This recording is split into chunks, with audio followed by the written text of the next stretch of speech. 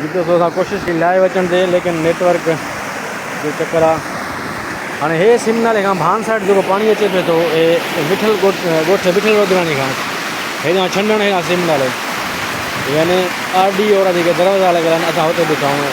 हिननि माण्हुनि खे सलाम आहे जेको सुबुह खां वठी लॾा ढोया अथनि, पंहिंजा ॿार खयां अथनि, माल कढियो अथनि, सामान खयूं अथनि।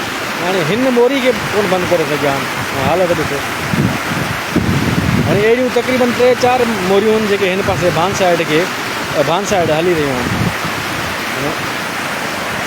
कमाल जहिड़ी ॻाल्हि आहे। अफ़सोस आहे ॾींहुं राति जेका माण्हुनि परते दादूवर में वीचारनि महिनत कई, भान वारनि जेको महिनत कई, हाणे हे मोरियूं न झलाए सघिया आहिनि। हाणे हे हालत ॾिसो,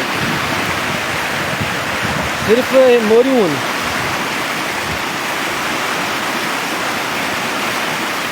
चार्जर बैटरी लो जे करे लाइट बि साथ न ॾिनो। हाणे हे मथे माण्हू बीठा आहिनि। हाणे अॻिते अलाए असांखे मोटरसाइकिल जी वाट न पई मिले, जेको असां अॻिते अचूं, जेको असां आया आहियूं छंडण खां भान तरफ़। एॾी ख़ल्क़ मथे वेही वई आहे, जिन पंहिंजा बचा खयां, सामान खयों ऐं ईअं घरनि खे छॾे ॾिनो जो कमाल जी ॻाल्हि आहे। हे 4 फुट थींदी, 5 फुट थींदी। हिन मोरी खे अगरि जेकॾहिं 10 कटा मिटी जा हया वञनि हा पहिरीं सिर, त माना पहिरीं त हे बंदि थी वञे हा।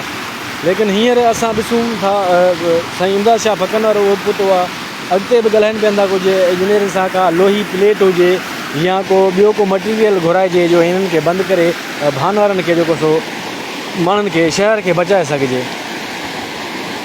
मूंखे हितां जे जेके रिहाइशी जेके माण्हू आहिनि हुननि ते अफ़सोस थो थिए, जेको हे 5 फुट मोरियूं पाणी अचण खां अॻु में जेको हिननि कोशिशि न कई बिल्कुलु जो बंदि करे सघनि हा।